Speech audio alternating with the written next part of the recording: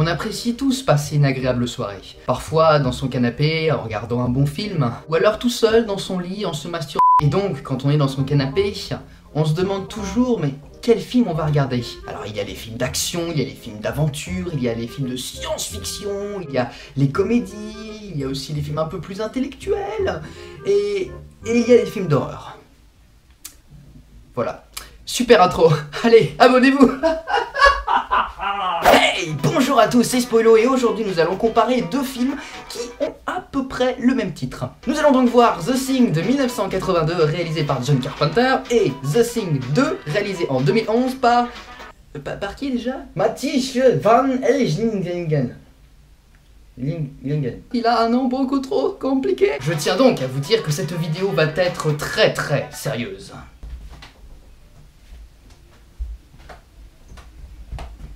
Comme je vous l'ai dit donc dans l'intro, je me suis donc tapé pendant toute une soirée les deux films. J'ai commencé d'abord par le The Thing de 2011 et après le The Thing de 1982. Et oui, ma vie est absolument passionnante. Commençons tout d'abord par voir le film de 1982 réalisé par John Carpenter. John Carpenter est un réalisateur assez célèbre pour ses nombreux films qui sont pour la plupart des films de science-fiction parlant ou soit d'extraterrestres, de vampires, de morts vivants, de monstres. Dans The Thing de 1982, nous retrouvons Kurt Russell, un célèbre acteur qui a joué dans un bon nombre de films, comme par exemple Les 8 salopards qui est sorti il y a pas très longtemps, ou encore Stargate, etc. Kurt Russell joue donc ici le personnage principal qui, comme on le sait dans un bon nombre de ces films-là, va être le dernier survivant de l'histoire. Il faut savoir que le film The Thing est inspiré par une œuvre d'Howard Hawks appelée La chose d'un autre monde. L'histoire retrace donc la vie d'un groupe de chercheurs dans l'Antarctique, réveillant sans faire exprès, comme d'hab, réveillant donc une sorte de créature extraterrestre, copiant toute cellule vivante qu'elle touche. Le film The Thing de 1982 est assez connu par le fait qu'il soit très gore. Il y a du sang qui gicle partout, des cadavres qui sont déchiquetés dans tous les sens, il y a énormément de sang dans ce film. Il faut dire qu'à cette époque, les techniques pratiquées étaient d'utiliser une quantité importante de sang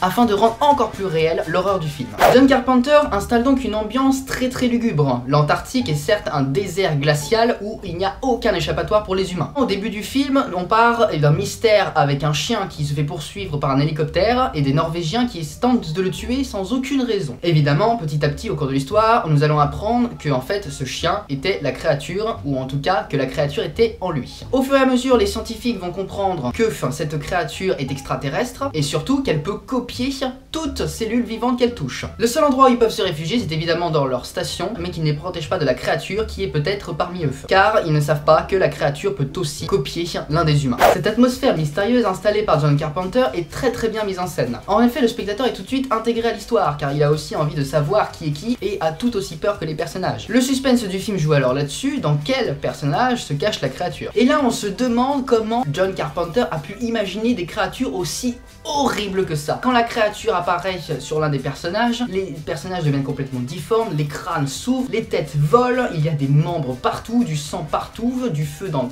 toute la station. Mais comme c'est une banalité dans ces films-là, ce n'est même pas un spoil, toute l'équipe se fait laminer, se fait bousiller, se fait bouffer par la créature, comme ça, et il n'en reste qu'un.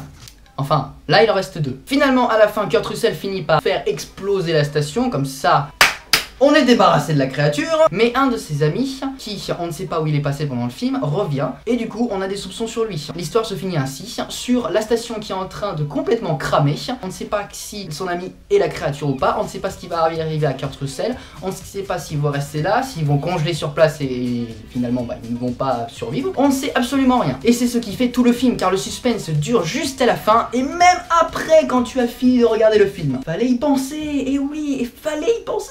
Ce film est basé sur un système de survie totale et de toi tu meurs, toi tu meurs, toi tu meurs, toi on sait pas, toi tu vas être juste blessé et après tu vas peut-être survivre mais c'est pas sûr. Du coup ce film a assez bien mal vieilli, on ne sait pas, ça dépend des personnes. Si on ne l'a jamais vu et qu'on le voit aujourd'hui, c'est vrai qu'il a assez mal vieilli puisqu'on retrouve des scénarios qui se sont inspirés de ce film et du coup l'histoire peut être un peu perturbée par le fait qu'on ait déjà eu l'habitude de voir ces histoires là avant. Mais bref, passons à autre chose, passons maintenant à The Thing 2.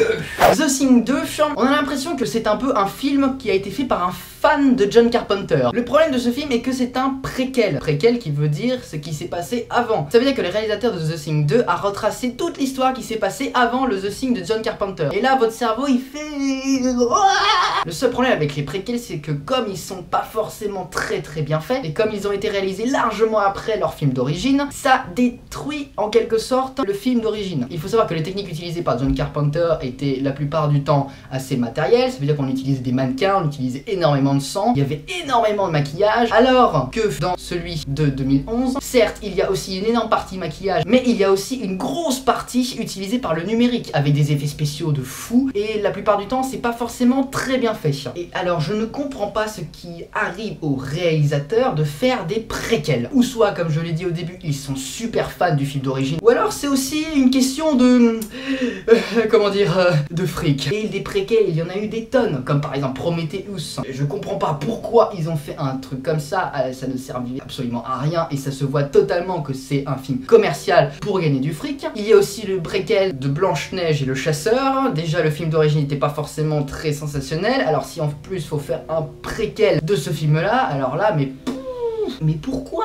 Arrêtez de faire des préquels. Dans The Thing 2, nous retrouvons donc plusieurs acteurs qui sont plus ou moins connus, qui ont joué dans des tas de films différents. Comme par exemple Joel Edgerton, qui a joué dans Exodus, Mary-Elizabeth Winstead, qui a joué dans 10 Cloverfield Lane. Après avoir fait des acteurs, passons maintenant au film The Thing 2. The Thing 2, qui est donc un préquel, doit retracer exactement l'histoire qui s'est passée avant. C'est-à-dire l'histoire des chercheurs qui ont décongelé de la glace la créature. Le seul problème avec ces histoires-là, c'est qu'il y a souvent des clins d'œil. L'espèce de créature que vous voyez là, avec une main humaine et une main complètement déformée, ça fait des références à un des personnages qui était en train d'être attaqué par la créature dans The Thing de 1982. Dans ce film, nous retrouvons tous les éléments du film de 1982, comme par exemple la hache sur le mur, ou encore l'espèce de créature à deux têtes, le chercheur qui se suicide à la fin en se tranchant la gorge et en s'ouvrant les veines. On retrouve le chien qui, à la fin, est le dernier à se faire contaminer par la créature et qui s'enfuit dans la neige. Et je soupçonne même le réalisateur de ce The Thing là d'avoir repris un plan du film qu'on retrouve juste ici.